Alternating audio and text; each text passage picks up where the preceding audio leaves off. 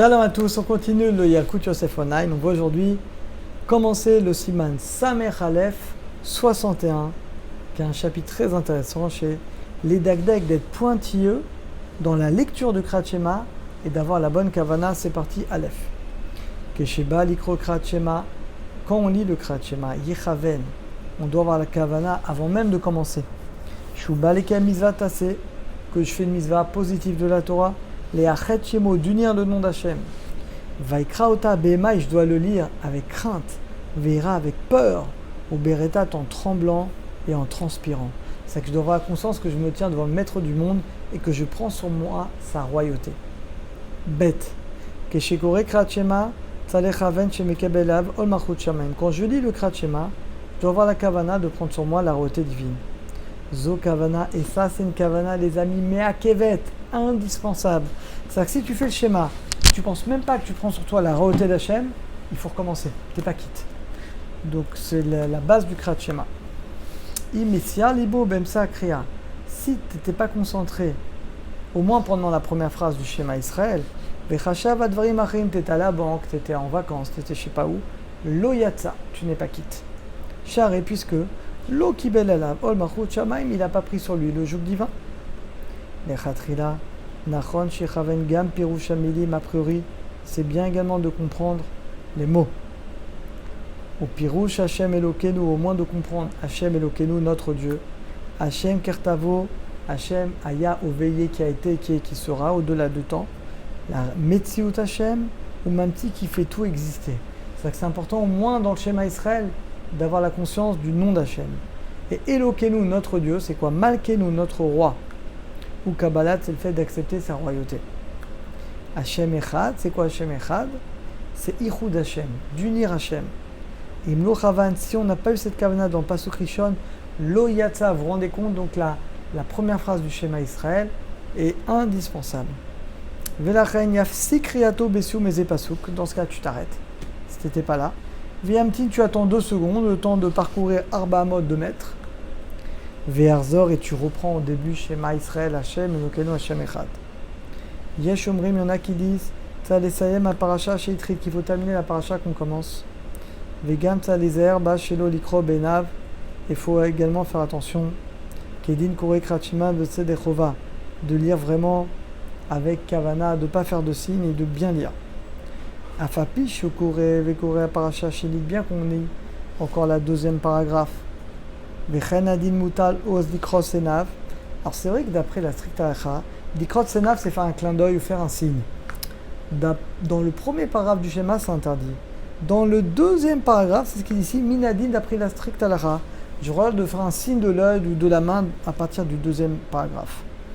Mais il dit belavachi, de toute manière, nachon, il vaut mieux chez l'OSM kol la paracha, il vaut mieux ne jamais faire d'interruption.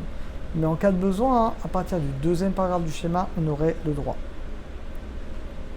On est maintenant dans le Pasuk Gimel.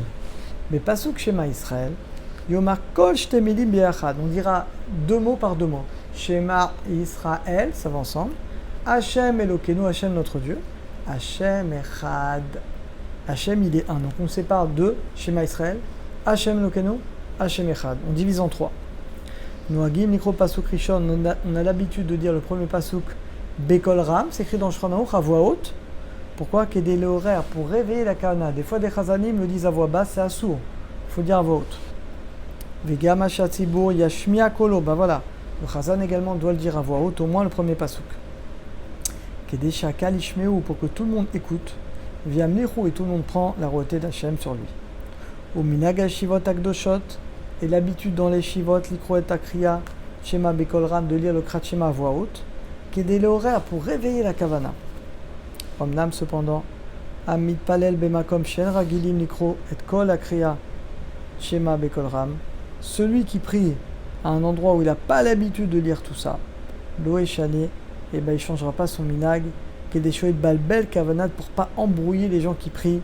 Shenam Ragilim basé, ça qu'il ne faut pas non plus vouloir crier, vouloir. Tu lis normalement, tu lis à voix haute Shema Israël, après tu lis que tu t'entends, mais pas non plus au point d'élever la voix, de déranger bien entendu les gens qui sont à côté de toi. Ça aussi, ça dérange. Dalet. Noagim Nitan Yad Yamin, on a l'habitude de mettre la main droite sur les yeux. Bekriat, quand on dit Shema Israël. Kedeshilo istakel bedavar pour pas regarder autre chose, pour être concentré. Shimna mimenu qui va m'empêcher de me concentrer. Quand tu mets tes yeux, tu vois personne, tu es vraiment concentré. Vega miteriad, et même le gaucher, il y a des gauchers qui nous regardent. Yener qui a diamine, parce que d'après la Kabbalah, la droite c'est le chesed. Donc tu mettras quand même ta main droite sur tes yeux dans le Krat Shema. Ventzalasir mishkafaim, il n'y a pas besoin d'enlever ses lunettes. Bête, au moment où on met les mains sur les yeux, tu peux garder tes lunettes. Vegam Souma, et même celui, l'Oalenu, qui est aveugle, Beshneina, Vianiach Yad Yemino, il mettra sa main droite sur ses yeux. Vechenya Via Titiot, il mettra ses titites sur ses yeux, comme tout le monde, bien que l'Oalenu, il est aveugle. He, Bamirat Echad, au moment où Echad, Hashem, il est un. Yesh Lichaven Be Aleph, on doit avoir la kavna que Aleph, c'est un. Echad, l'unité d'Hashem.